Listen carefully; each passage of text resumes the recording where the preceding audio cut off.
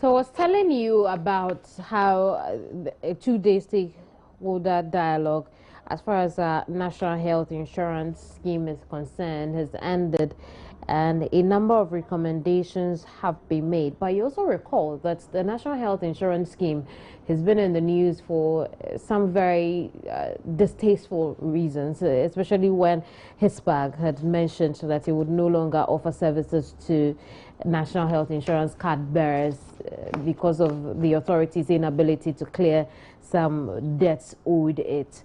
So now that these recommendations have come up, let's find out from HISPAG what they think about these recommendations. With me in the studio is Frank Richard Toblu, his CEO of the Health Insurance Service Providers Association of Ghana. Thank you for your company here. Thank you, my dear sister. Right. So you were part of this dialogue. Yes, I was. What were some of the concerns you took to the table?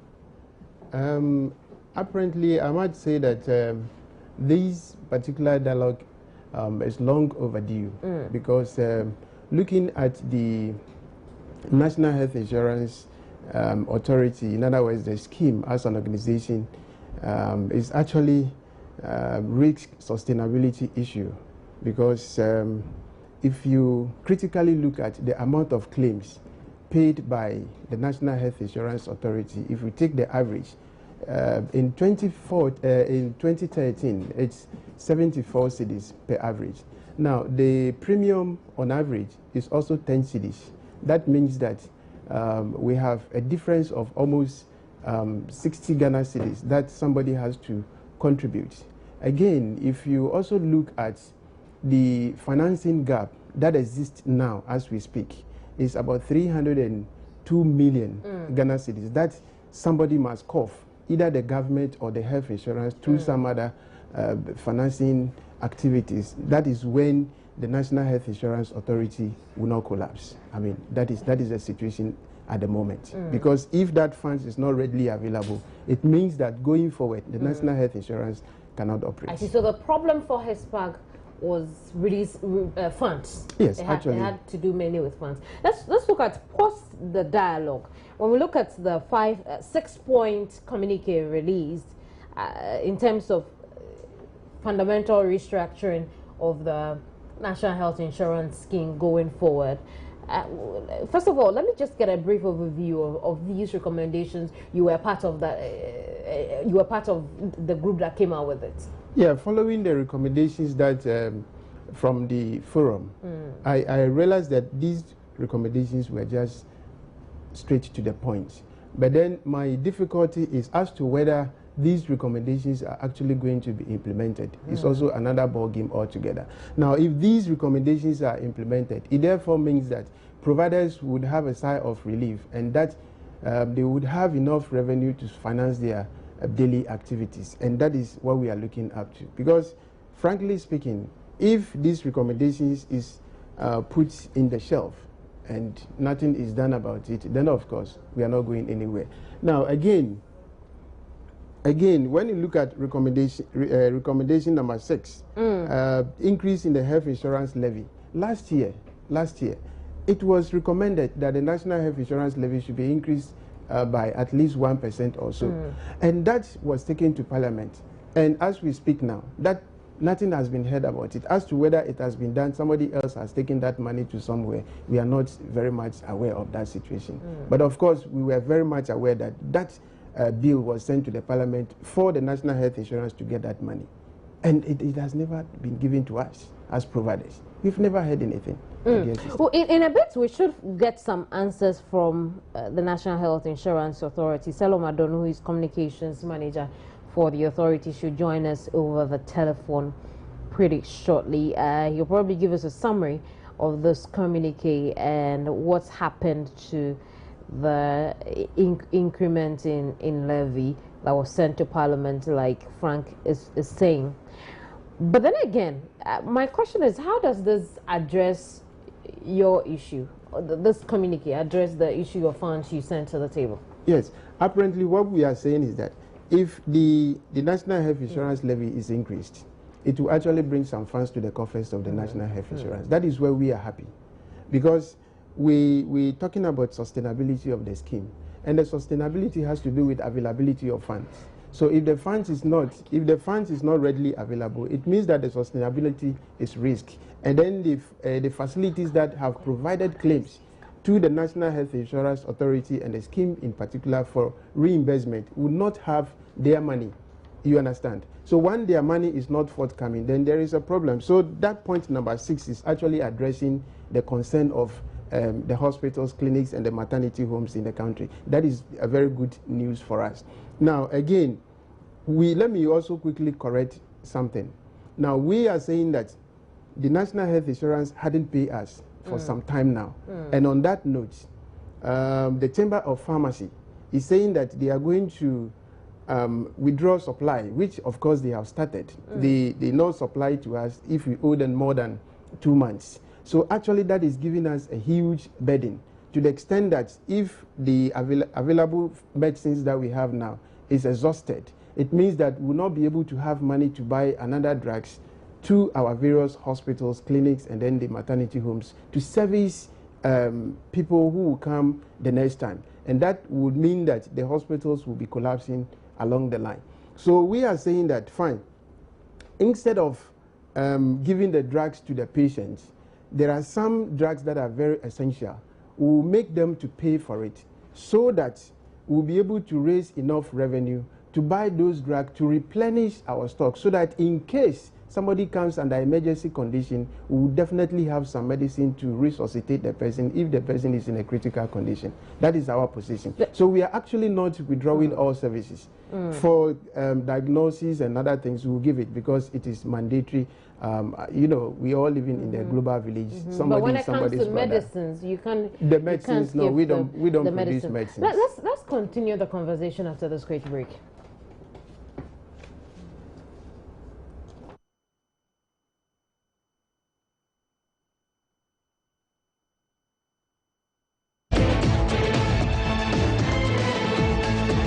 We're still here on the Joy News Desk. We're talking about keeping our National Health Insurance Scheme alive. Salom Adonu speaks for the National Health Insurance Authority. He's joined me over the telephone. Perhaps in a bit he should join us here in the studio. Salom. Hi, Kamini. Salom, you're welcome to the program. Give us a summary of this communique. Well, thank you very much, and a very good morning to your listeners and your viewers as well. We had a stakeholders meeting on Thursday and Friday, and the meeting really, I mean, it's one of the things that NHI has done in the past. In March or so, there was one stakeholder engagement, and we do that every now and then to open up the scheme, operations of the scheme to our stakeholders. We take recommendations and pass those recommendations on to government. At the end of each stakeholder engagement, we have a communique which comes out. So this particular communique, I believe you have in your hand, is one of those ones. So this one came out of the last week's meeting, and the theme for that was a sustainable and equitable benefit package for the NHIS based on evidence. And after a deliberation, it came to the fore that the benefit package, which is a basket of conditions that the NHIS runs with, that is, if you go to the hospital, the medicines, the conditions covered and all, you know, they are in that basket. So if you present a condition which is not in the basket, then NHIS will not pay. And indeed, our benefit package is one of the most generous in the world. It covers about 95% of all disease conditions in the country. And so we had a discussion. The benefit package was drawn in 2003 when the scheme was being set up. And indeed, around that time, the International Labour Organization even said that the benefit package will be relevant for the next 10 years, after which we have to review it. So, you know, we realized that that statement indeed was true, and so it has become necessary to review the list, the benefit package, to ensure that it's more responsive to the needs of the people, because the burden of disease is gradually shifting. What was very topical in terms of disease conditions in the country in 2003 is gradually changing.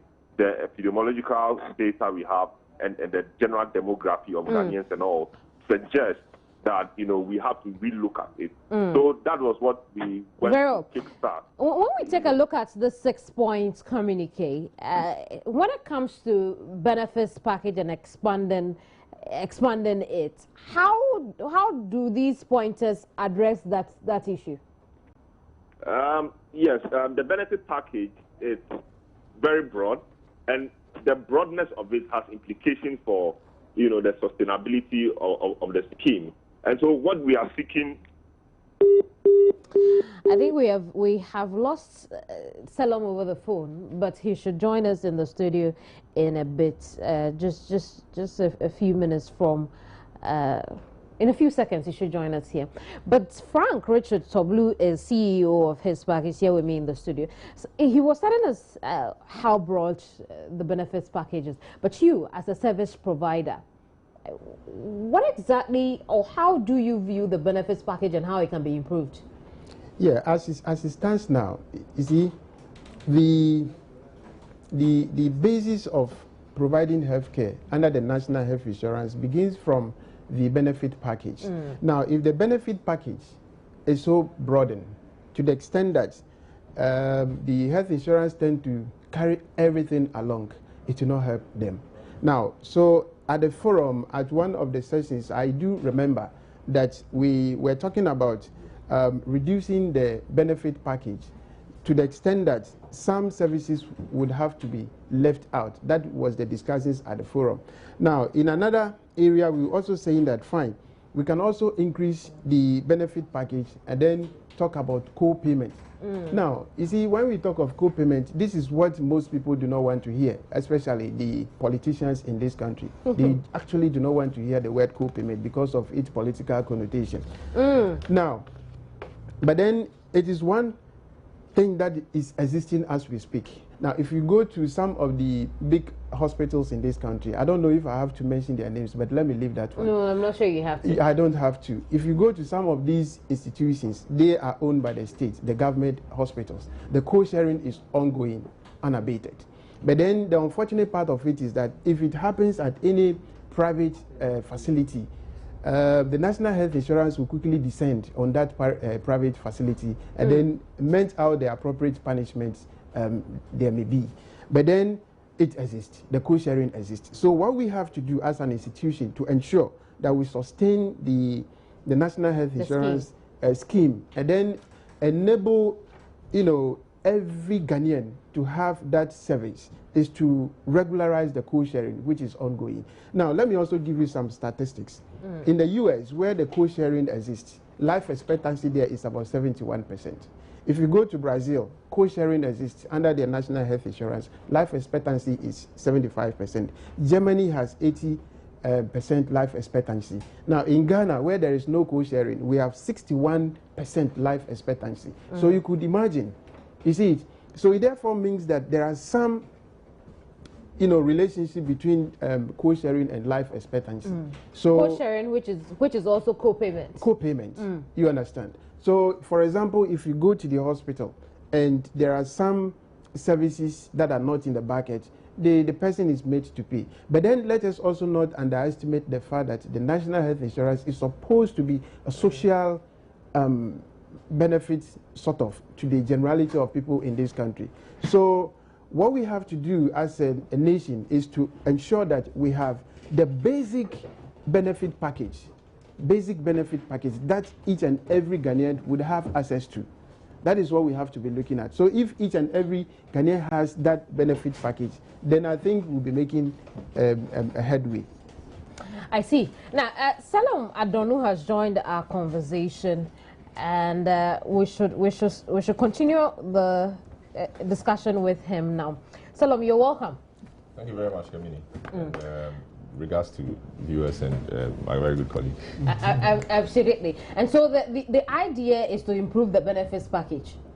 Exactly. One of the ways you intend to do that is to introduce co-payments in the medium to long term. Not necessarily. These are a number of points which came out of the stakeholder engagement. The benefit package as it is today, for example, we have the program we call the free maternal care, which is free once you have an NHIS card. Once you are pregnant, the whole process of the pregnancy is free. You go for antenatal, you go for postnatal, you give birth, the delivery itself. If you went through cesarean section, it's supposed to be free because you have the card.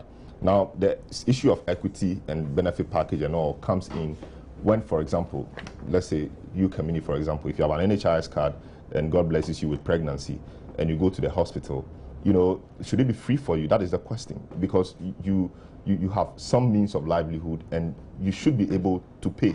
So instead of making it free as it is, let's look at people who cannot pay and let it be free for them. But people who can pay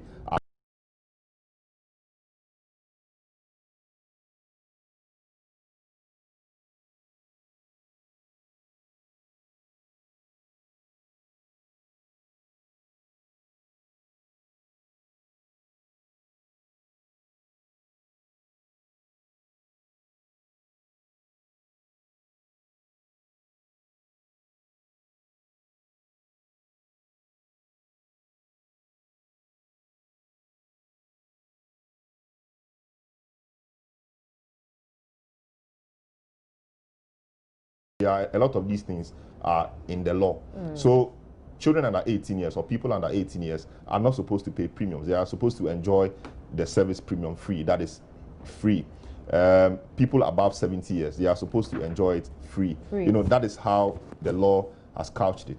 Now, if, let's say I'm a minister's son and I'm less than 18 years, do I need to be taken care of free of charge using the NHIS card when I go to the hospital? That is not equitable, you understand? If I'm 70 years and above, I retired as a managing director of a big company, my pension, you know, entitlements, emoluments are huge.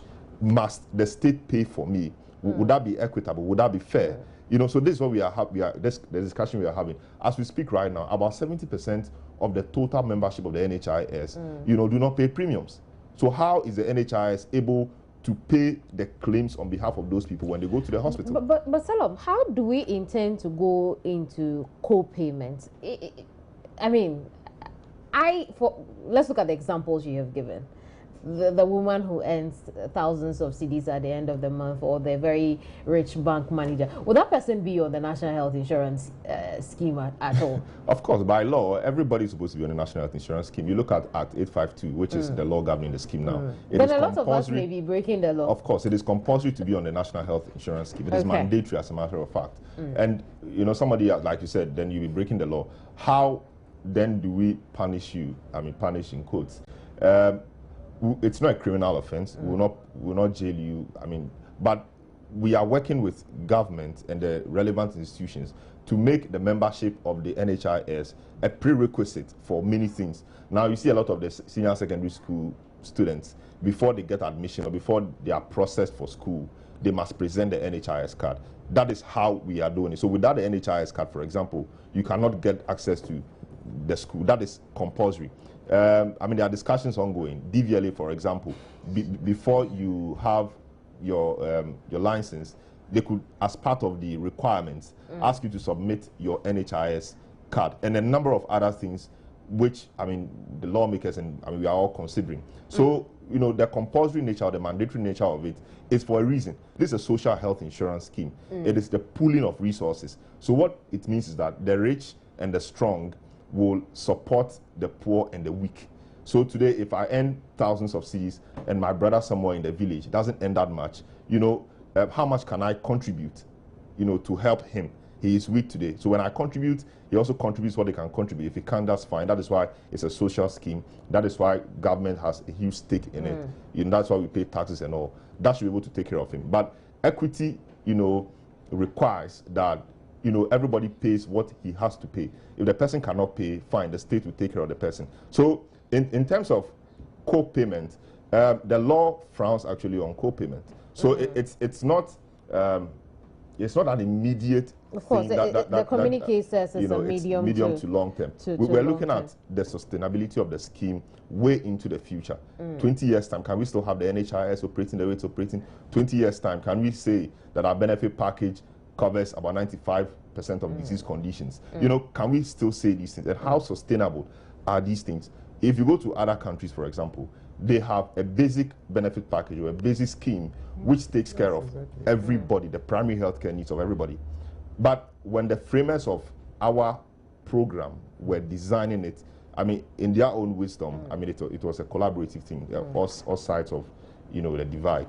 They felt that they needed to do it this way because this was what Ghana required at this time. It's about 10 years. The situation has evolved, things have changed, new challenges have come, other things have come. So I think it was important to meet our stakeholders to now rethink the way forward for the scheme. Like the example I was giving you, in some countries, at the district level and below, everything primary basic is free. Basic healthcare or primary healthcare is free.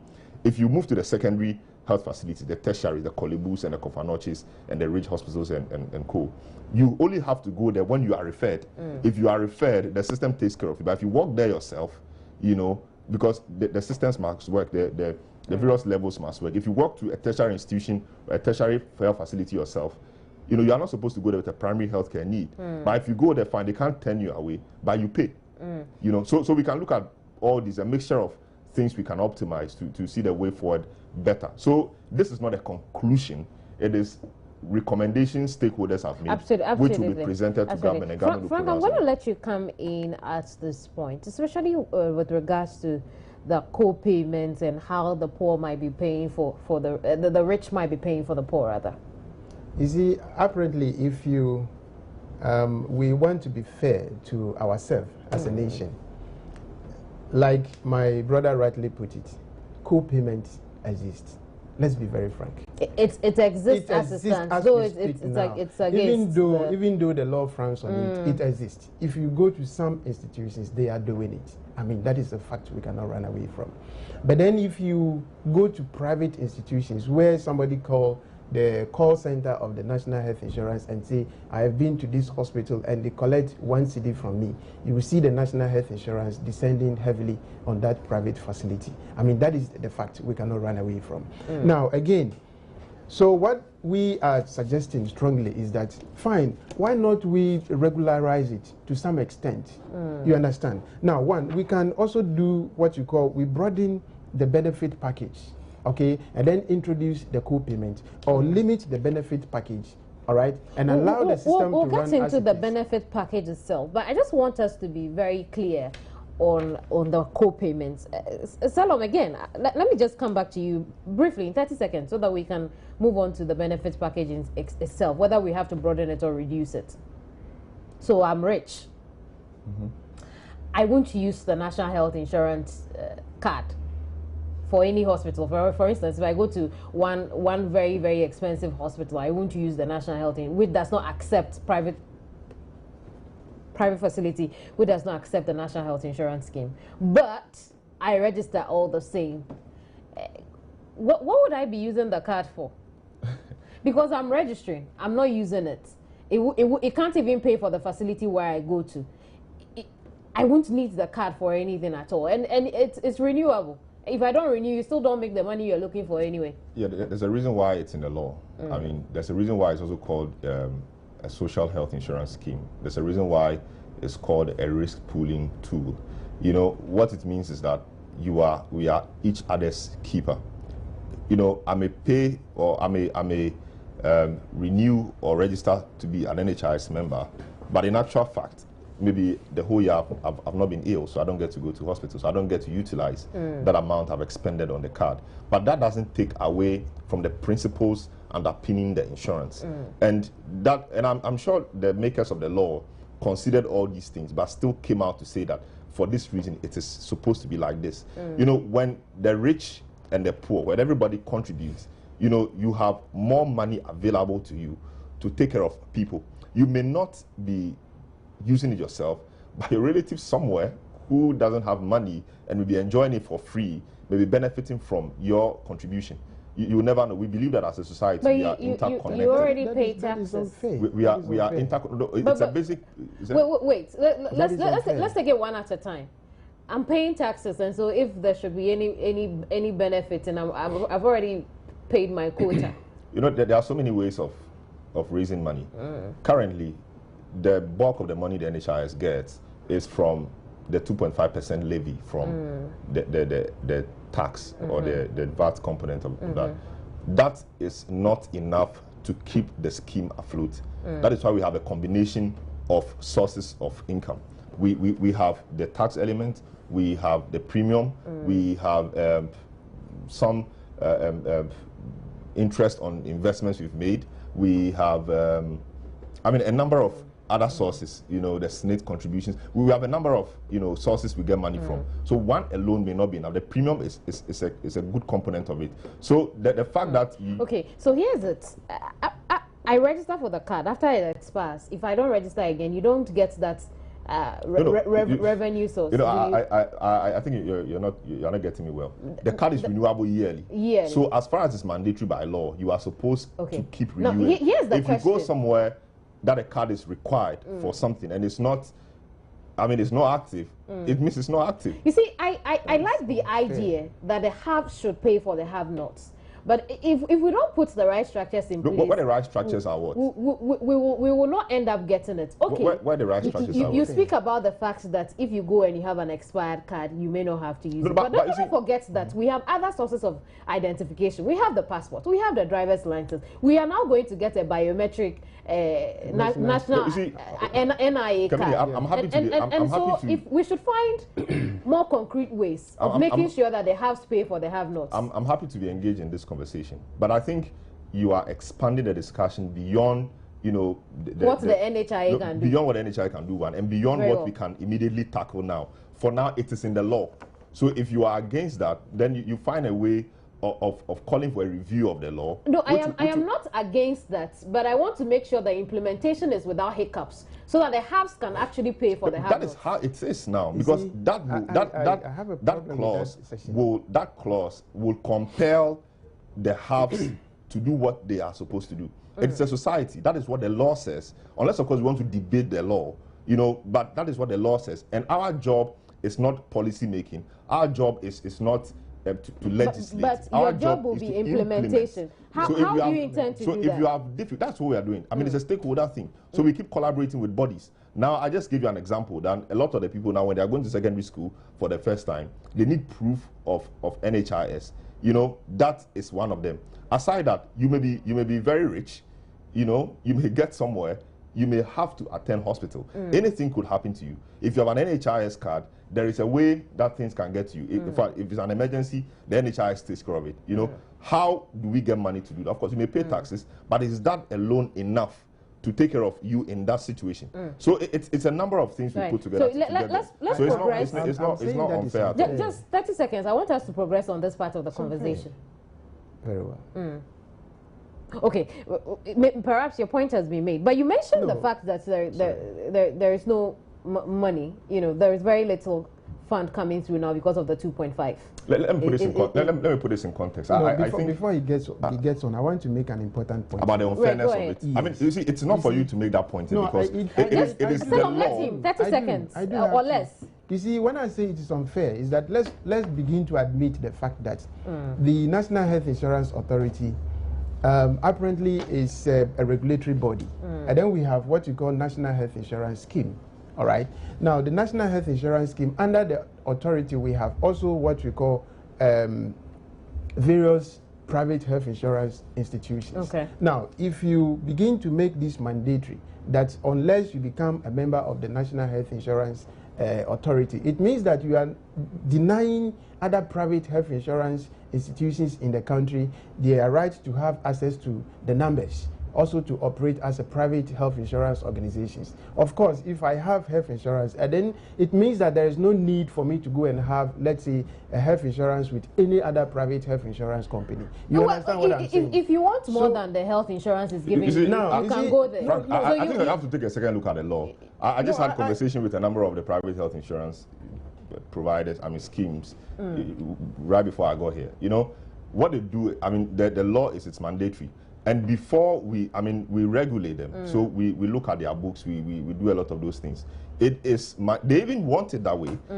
You register. So the law says that you have to do it. They register, they ensure that before they enroll you as a member, you register with the NHIS and you present your NHIS card. So it is one of your ways of implementing, making sure that if you want to operate, seamlessly as a private health insurance scheme in the country, then you must do what the law says. It's as simple as that. And one of the requirements is that you ensure that all your members are members of the National Health Insurance Insurance. But for you think that we'll be throwing them out of business? We'll have them respond in subsequent. They haven't complained. Indeed, a lot of them are happy about it. We are the regulators. We have not had any complaints about this particular one. So will a regulator? You see, this is where I don't want to travel to. But then, because of the point is raised, you see, when you have a regulator, okay, now the regulator is the implementer at the same time. Now, you also have other institutions that are providing similar service that the regulator is also implementing. So it means that one is going to have an upper hand over the other in terms of, competing for the same number of clients in the market. And this is one of the ways by which the but don't forget that it isn't everybody. I mean, the majority of Ghanaians can't get on the that's private what is losing sight. That's what we are not in the NHIS at itself. It's not competition. It's more like a social intervention. It's not in competition with anybody. This is what the state, this is the minimum package the state is offering everybody. Once you are qualified to be Ghanaian or resident in the country, this is what the state is giving you. So if you want additional, which is optional, that is fine. It's up to the private health insurance schemes to convince people that this is what the NHI is giving you, but you need more. This is what we are offering you. If you are interested, you take it. Yes, it's not mandatory. This is the state. If all private insurance schemes in the country collapse, but your point is if all private health insurance schemes in the country collapse, the NHIS should still be working. They are private. They could fold up today and go elsewhere. But it's the duty of the state to ensure that its citizens have basic health care. And that is what the NHIS is doing. Problem with. So that sixth point, let's move on, gentlemen. Otherwise, the conversation will be very monotonous. The sixth point here is the fact that the forum recommended, among other things, the government considers assigning at least 25% of the communication service tax to the NHI. Hello. Yeah, I mean, we need money to run. Let me put it in context. The scheme started operationally really in 2005, and claims for that year was just around 7 million. We've grown 10 years on. We have about 10.1 million people on the scheme today. Last year, 2013, we paid 760 million cedis in claims. That is a huge, growth in the numbers. This year alone, we are projecting that by the end of the year, we would have paid about 900 million cedis in claims. Things are increasing. The premium since inception has not changed. So how do we get extra sources of money? Somebody could argue that once the economy expands, the quantum of money you get from the 2.5% also expands. That is fair. But the point is that the NHIS has grown, at a faster rate than the expansion of the economy. 2005, you had about 1 million people. You were paying 7.6 million at the end of the year. To a time that you have 10 million people and you are paying about 760 million. That growth, we need to look at a way of ensuring that is sustained. If we don't have the money to pay, I mean, Frank and Co. will come up in arms that we haven't paid claims. So it is one of the reasons that's one of the reasons why we need to do this, so that institutions like what Frank and Co. had will have the money to operate and take care of the people for which the NHIS exists. So I think it's a decision the Ghanaian people must make. Are we ready to pay more for our health, or we want things the way they are? Ghanaians, I mean, with all due respect, we use our monies on a lot of other things. But when it comes to sometimes the very necessary things, what do we do those ones for target other the communication service? I'll let you come in. I'll let you have a reaction to it. Why target the communication service tax when, I mean, already some people are calling that this particular tax be scrapped?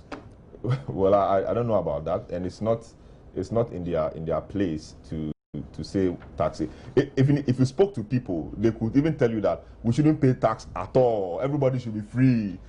So that is neither here nor there. I mean, what is important is that Parliament, made the laws. Parliament in itself hasn't found reason to do that. It doesn't have prompting from anywhere to do that. It's a good law. It may be expensive, but if you want the roads to be constructed, if you want the hospitals to be built, if you want the schools to be built, if you want your NHIs to work, if you want things to work in the country as we expect, we must also be willing to pay a little. I guess my question was directed at the fact that could it have been too much to perhaps could it have been too much to perhaps ask for an increase in the levy you're receiving from the VAT component? Well, it's one of the things. Except So the forum called for an increase in the NHIL, that's the National Health Insurance levy, or significant budgetary allocation for the 2015 period. You know, it's a number of suggestions we made. Let me take you through some of the suggestions which were not even captured here. Things we've been saying every time. We have even suggested that part of the petroleum money we get from the oil be assigned the National Health Insurance scheme, because if you have oil, which we're all happy about with all the issues and all the good things which come with it, you know, if you are unable to apply the revenue you get from the sources of the revenue you get from the oil to the health and maybe the education of the people in your country, then to what good has that resource been? We think that part of that money or resource should be applied to the National Health Insurance Scheme so that people of Ghana can get good health. Education and health are ways you can be sure that everybody is benefiting from the same cake. We have also suggested that the mining companies, for example, you know, we can find a way of getting some little monies from them yearly. You know, that discussion is also on the table. We have also suggested that we have something we call sink taxes. We increase taxes we increase taxes on products like alcohol, cigarettes and all. Because if you smoke and you drink and you get sick, you are taken to the hospital. It is the NHIA or NHIS which bears the cost of your ill health. So it will not be too much to ask for. The same taxes have a twin agenda. One, to discourage more people from using these products, I mean alcohol and cigarettes, because they are not good for our health in the first place. So that's one. Secondly, it will also help raise more money to make the scheme sustainable, so that if you get sick out of drinking or smoking, there will be a social system to take care of you. That's for the sin tax. Yeah, quickly, you see, the sin tax cannot be sustained. Because what about if at the end of the day the person decides not to smoke again? Why do you then get the money to continue? But then it will mean that less people are falling sick. Very well. So that is one side of it. So that would mean that less people are falling sick. Very well. That's fine. So that takes care of that point. And it's not just one source. Let him land. Now, you know, to actually address the issue, holding the bull by the horn, you see, it is important for us to begin to look at the premium.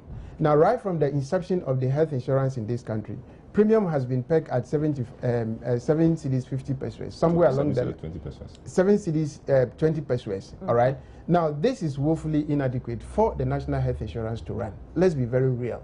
Now, since 2005 up to today, you can imagine the significant changes that we've had over the period. The prices of medicines had increased astronomically up to today. And today, people are paying 7 cedis 20 pesos. I mean, this is unrealistic. Now, why not National Health Insurance as an institution put the feet down and say, Jack, this amount is too small.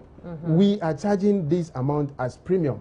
Now, when you juxtapose that, now we also have to look at the number of people who are exempted, you know, from paying to the coffers of the National Health Insurance. I think that's one of the then the recommendations from the communique. Very good. Then you talk about investments, investment income.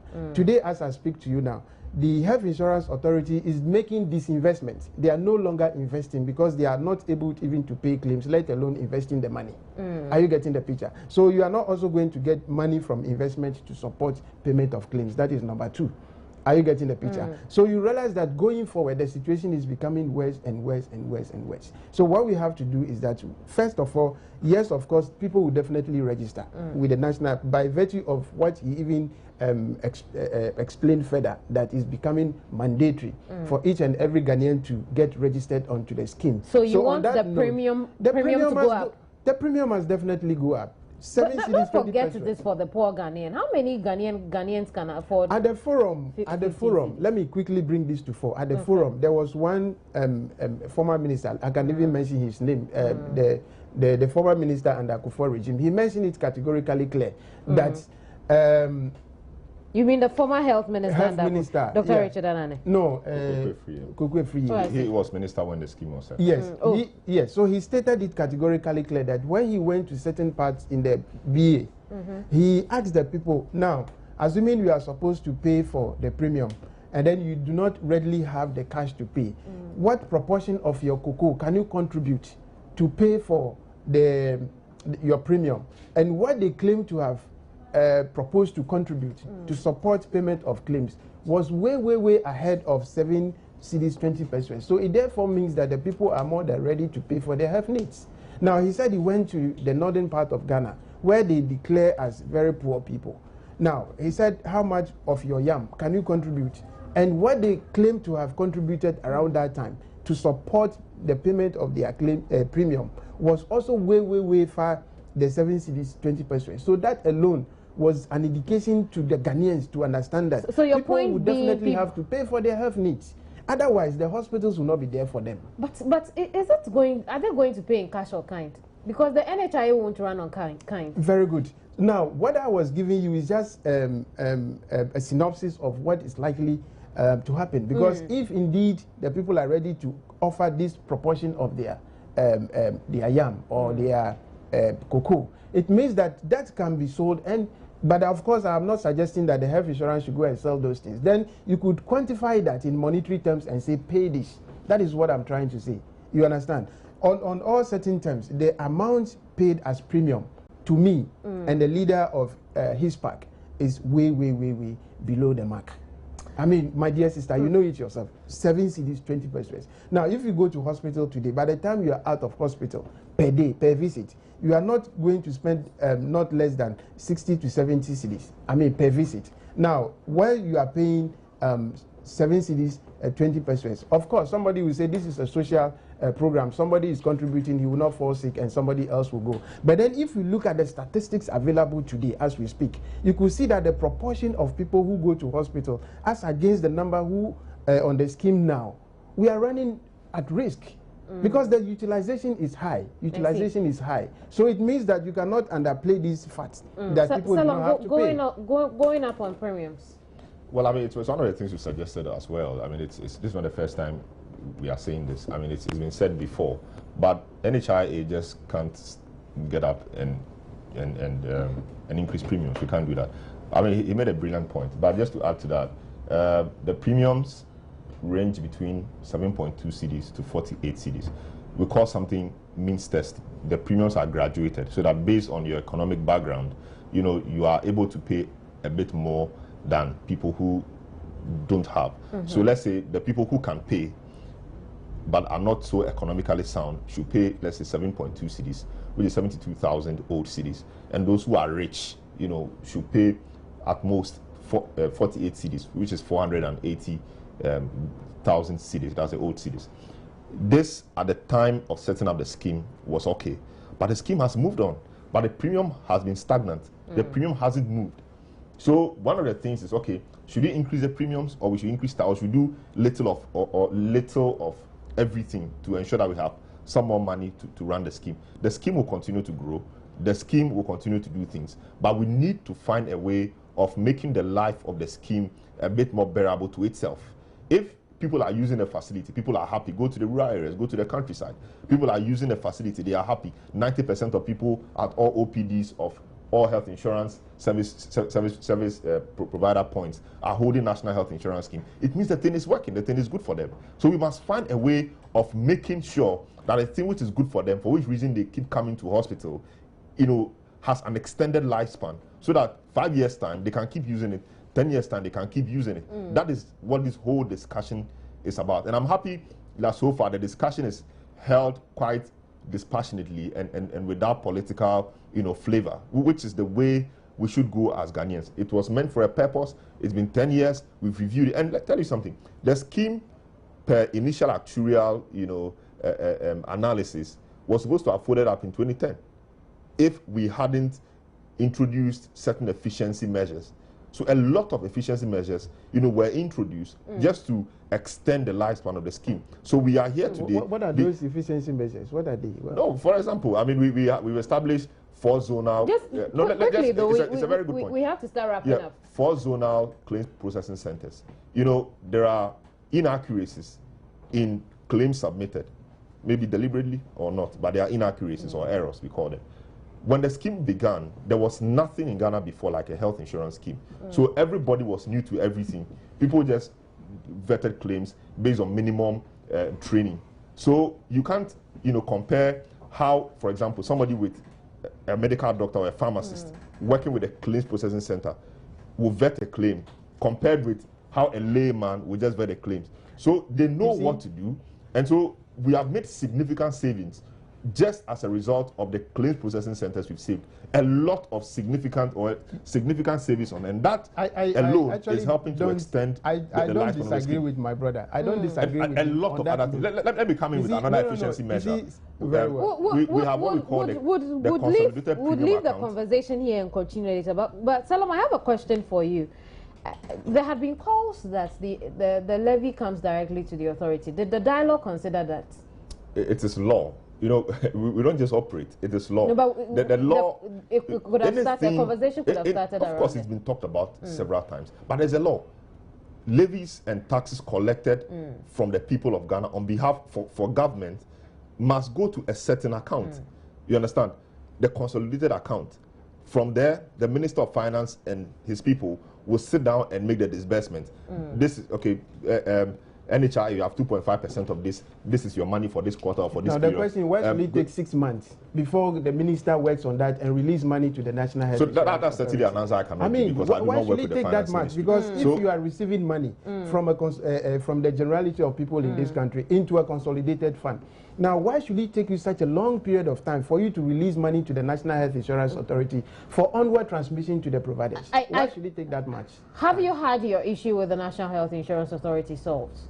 No, I mean, they cannot always have their issues solved because we are partners and there will always be issues. So, for example, claims. When are you paying them? No, we keep paying and we will keep paying. We will always owe and we will keep paying. But what we are hoping for is that. My good friend has been making some points. I want to correct that point here, right and once and for all. You just have a few seconds. Yes, I will do that. You see, he has been saying that the people would have 90 days and to submit their claims and pay and all that. Now, I want to make it categorically clear that it is not correct.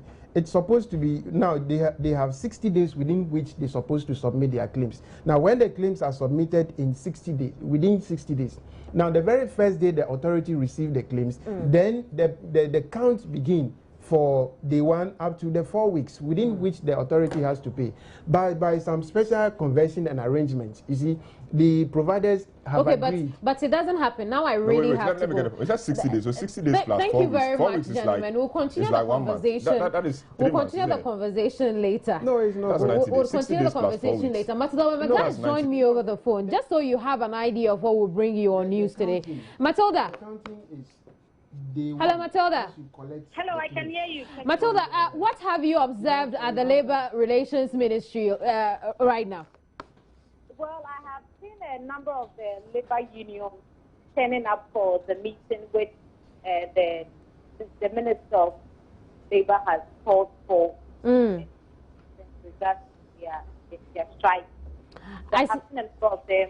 I've seen Nagras around, DMA, health workers. A number of them have turned up for the meeting. They hope that their concerns be addressed. So we are still expecting good news to come out of this meeting today. I see. We'll get back to you again at midday and get some more updates on this particular meeting. Thank you very much for your time. So, on news today, when I see you again, we'll find out what the Labour Relations has been discussing with the striking labor unions here in Ghana. In the meantime, though, you can visit Myja Online for some more information on this. My name is Kemini Nyamani. I'm going to see you again at midday. Goodbye.